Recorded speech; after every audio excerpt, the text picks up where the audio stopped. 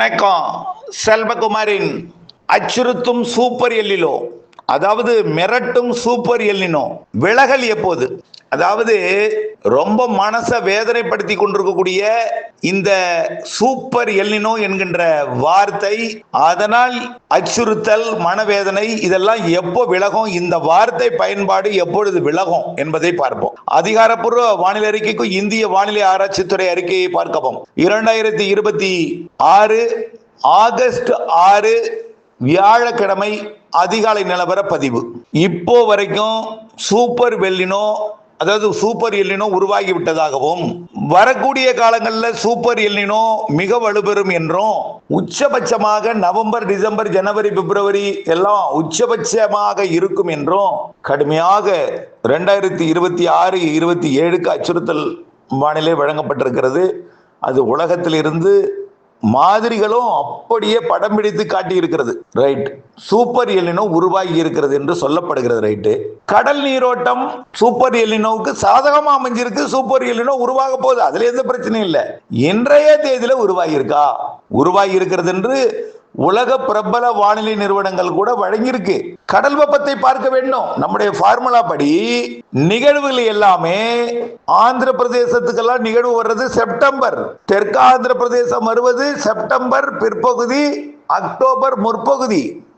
இந்த நாள்ல தான் தென் மாநிலங்கள்ல பருவமழை, தென்மேற்கு பருவமழை இந்த ஆண்டு தீவிரமடையும் என்று சொல்லிக் கொண்டே இருக்கிறோம்.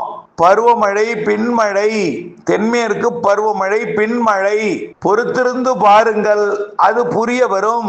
மூக்கிலே விரல் வைத்து உலக வானிலை நிலையங்களும் இந்திய வானிலைகளும் ஊடகங்களும் இதற்கென்று ஒரு தனியாக விவாதம் வைக்கக்கூடிய அளவிலே செப்டம்பர், அக்டோபர் மழை இருக்கும். குறிப்பாக செப்டம்பர் 15 இருந்து அக்டோபர் 15 வரைக்கும் கேரளா, கர்நாடகாவிற்கு இறுதிக்கட்ட அச்சுறுத்தல், நிலச்சரிவு, வெள்ள பாதிப்பு இதெல்லாம் ஏற்படுத்தக்கூடிய வகையிலும், அங்கிருந்து நமக்கு தண்ணீரை வழங்கக்கூடிய வகையிலும் நிறைய மழை பொழிவு இருக்கு. இப்போ பசிபிக் பெருங்கடல்ல ஆசிய பக்கம் வெப்பம் உயர்ந்திருக்கு. அமெரிக்கா பக்கம் வெப்பம் உயர்ந்திருந்தாலும் குறைவான பரப்பில் தான் வெப்பம் உயர்ந்திருக்கு. இப்ப டால்பின் புயல் போற வழித்தடத்துல கொஞ்சம் வெப்பம் குறைந்திருக்கும். அது கரை கடக்கும் இடத்துல வரைக்கும் குறைந்திருக்கும். இருந்தாலும் அடுத்தடுத்த நிகழ்வுகள் ஆசிய பகுதியோட பசிபிக் பெருங்கடலை ஒட்டி ஆசிய பகுதியில, சரி, ஆசியாவை ஒட்டிய பசிபிக் பெருங்கடல்ல, மத்திய பசிபிக் பெருங்கடல உருவாகி பிலிப்பைன்ஸ், அதனை ஒட்டியுள்ள ஹாங்காங், தெற்கு சீனா, தென் சீன கடற்பகுதி, வியட்நாம், கம்போடியா, லாவோஸ் வழியாக வங்கக்கடலுக்கு வரும். பொறுத்திருந்து பாருங்கள். ஆகவே கண்டிப்பாக ஒரு நம்முடைய ஃபார்முலா படி அது விளங்காத புதிராக இருக்கு. பருவமழைக்கு இறுதிக்கட்ட தென்மேற்கு பருவமழைக்கு சாதகம் அமைப்பு இருக்கும் பொழுது வறட்சி என்கின்ற வார்த்தை எனக்கு ஒரு வியப்பாக இருக்கிறதுன்னு தான் சொல்லிட்டே இருக்கேன். ஆக வறட்சி என்பது கடந்த ஜூன், ஜூலையிலேயே முடிஞ்சிருச்சு. ஆகஸ்ட்ல இருந்து மழை பொழிஞ்சிட்டு இருக்கு. இருந்தாலும் பல இடங்கள் ஒதுக்கி இருக்கிற இடங்களுக்கு எங்கயா பொழிஞ்சுது, பொழியலையா எங்க ஊருக்குன்னு சொல்லுவீங்க.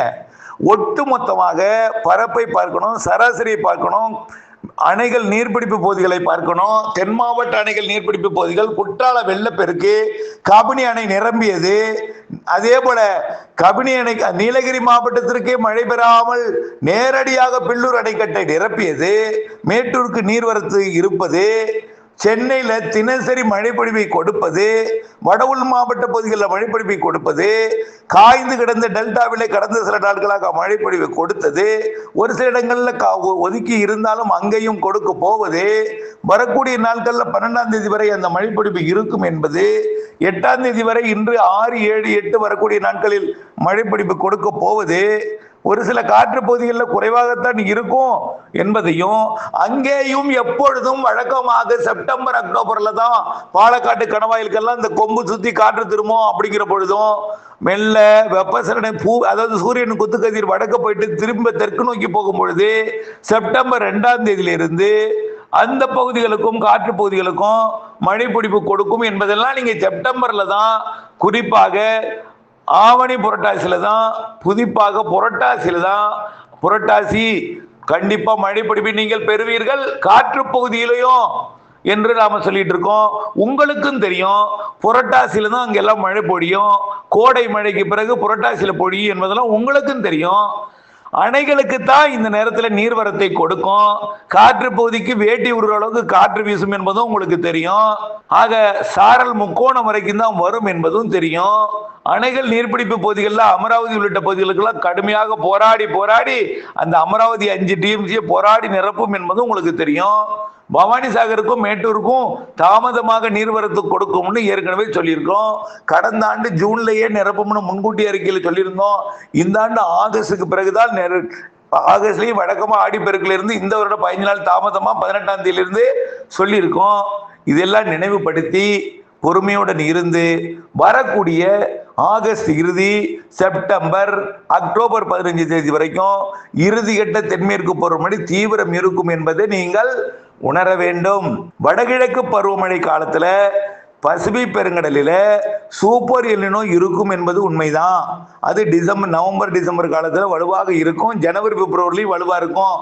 பிறகு மார்ச் கொஞ்சம் கொஞ்சமா சூப்பர் எல்னினோ என்பது மார்ச் ஏப்ரல்ல எல்னினோவாக மாறவும், மே மாதம் அது எல்னினோவாக இருந்து பிறகு லானினா நிலைக்குள்ள அடுத்த ஆண்டு தென்மேற்கு பருவமழை காலத்திலையும் பிற்பகுதி, தென்மேற்கு பருவமழையோட ஆகஸ்ட் செப்டம்பர் இந்த ஆண்டு போல பிற்பகுதியிலையும் அடுத்த ஆண்டு வடகிழக்கு பருவமழை காலத்திலையும் லானினா அமைப்பு அமைய போகிறது என்பதையும் மகிழ்ச்சியோடு தெரிவித்துக் கொள்கிறேன்.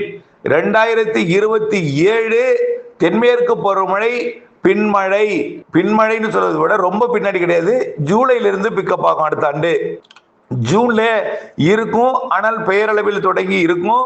ஜூலைல இருந்து அடுத்த ஆண்டு பிக்கப் ஆகும். அப்புறம் படிப்படியா வடகிழக்கு பருவமழை 2027 வடகிழக்கு பருவமழை சிறப்பா இருக்கும். இந்த ஆண்டை பொறுத்த வரைக்கும் இப்ப இருக்கக்கூடிய இந்த பின்மழையை நாம் வரக்கூடிய ஆகஸ்ட் இறுதியில பெறப்போகிறோம். செப்டம்பர் அக்டோபர் சிறப்பா பெறப்போகிறோம். அக்டோபர்ல ஆந்திர பிரதேசம் நிகழ்வோம். அக்டோபர் இறுதியில தெற்கு ஆந்திர பிரதேசம், அக்டோபர் மன்னிக்கவும், செப்டம்பர் இறுதியில தெற்கு ஆந்திர பிரதேசமும், அக்டோபர் 15 தேதியில தெற்கு ஆந்திர பிரதேசத்தில் அமைந்து வடகிழக்கு பருவமழை போல காற்று குறிதல், வடகிழக்கு பருவ காற்று போல வடகிழக்கில் இருந்து மேகம் வருதல், இதெல்லாம் வடகடலோரத்தை ஒட்டிய தெற்கு ஆந்திர பிரதேசத்தில் நிகழ்வு அமைந்து மழைப்பொழிவை ஏற்படுத்தும் என்பதையும் தெரியப்படுத்த விரும்புகிறேன். வடகிழக்கு பருவமழை கண்டிப்பாக அதிகம். குறிப்பாக இந்த ஆண்டு வடகிழக்கு பருவமழை அச்சுறுத்தல் மழை எங்க இருக்குன்னு பாத்தீங்கன்னா டாப் நம்பர் 1 4 முக்கு ஊத்து காக்காட்சி பகுதி, அதுதான் டாப்ல இருக்கும். கொஞ்சம் நவம்பர் டிசம்பர்ல பொடியும். அங்க அக்டோபர்ல டெல்டா வடகடலோரம் இருக்கும். நவம்பர் டிசம்பர் இலங்கை தென் மாவட்டங்கள், டெல்டா மாவட்டங்கள், மேற்கு தொடர்ச்சி மலைப்பகுதிகள். ஜனவரிலையும் தென் மாவட்டங்கள் தொடர்ந்துட்டு இருக்கும். ஆக ஒட்டுமொத்த வடகிழக்கு பருவமழை அதிகபட்ச மழைப்பொழிவு 4 முக்கு ஊத்து காக்காட்சி மற்றும் தேனி மாவட்டத்தோட மூல வைகை ஆறு, வைகை அணையில முழுமையான கொள்ளளவை வடகிழக்கு பருவமழை நிரப்பும். முல்லை பெரியாரை கூட நிரப்பும். அனைத்து சாத்தியார் கூட வடகிழக்கு பருவமழை சாத்தியார் கூட நிரம்பும்.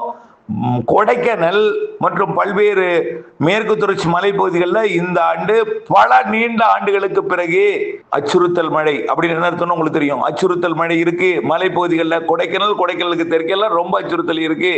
சதுரகிரி மலைப்பகுதிக்கெல்லாம் அதே போல கடலோர பகுதிகளுக்கும் அணை நீரால் கொஞ்சம் முன்னெச்சரிக்கை தேவை. வடகிழக்கு பருவமழை காலத்தில் பெய்யக்கூடிய மழையை சேமிப்பதற்கு பண்ணைக்குட்டை அமைப்போம். அதே போல ஆழப்படுத்துவோம், அகலப்படுத்துவோம், கரைகளை பலப்படுத்துவோம். ஏன் இதை சொல்றேன்னா, கொஞ்சம் வடகிழக்கு பருவமழை முடிந்து அப்படியே கோடை தொடங்கும் பொழுது கொஞ்சம் வறட்சி நிலவும். ஏன்னா வெயில் அதிகமா இருக்கும். ஆனா நம்ம மழையை தண்ணீரை சேமிச்சு வச்சா ஒன்றும் பிரச்சனை கிடையாது. அணை கண்டிப்பா நிரம்பும், அணைகள் நிரம்பும். அணைகளை நாம சட்டை போட்டு சேர்க்கி வச்சிடலாம். ஆனால் ஏரிகளை நிரப்புவது நம் கையில் இருக்கிறது. கரைகளை பலப்படுத்தி வைக்கணும். ஏரியும் நிரம்பும், ஆனால் அதை கரைகளை பலப்படுத்தி வைத்தால்தான் கரைகள் ஏரிக்குள்ள தண்ணி நிற்கும். அதே போல ஆழப்படுத்தி அகலப்படுத்தி வைத்தால் கூடுதல் நீரை சேமிக்கலாம் நம்ம சொல்றோம். இந்த வரக்கூடிய இந்த 2027 கோடை மட்டும்தான் பிரச்சனை. அதை சமாளித்து விட்டால் நிம்மதி பெறுவோம். நாம முன்னெச்சரிக்கை எடுக்க வேண்டியது 2027 கோடையை மட்டும்தான். ஆனால் இப்பொழுது வரைக்கும் டிசம்பர்ல ஜனவரி வரைக்கும் எந்த பிரச்சனையும் கிடையாது. பெய்ய போகிறது மழை. பொறுத்திருங்கள், உணர்வீர்கள், அறிவீர்கள், அனுபவிப்பீர்கள்.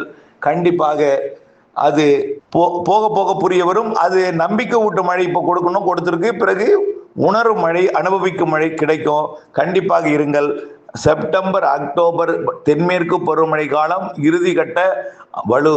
ஆகஸ்ட் இறுதியிலிருந்தே அக்டோபர் 18 வடகிழக்கு பருவமழை. மழை நாட்கள் அதிகம், இடைவெளி நாட்கள் குறைவு. சிறு நிகழ்வும் அதிக மழை, குறைந்த நேரத்தில் அதிக மழை, குறைந்த பரப்பில் கொட்டி தீர்க்கும் எல்லாம் இருக்கிறது. தொடர்ந்து இணைந்திருங்கள் அப்டேட்ஸுடன். நன்றி.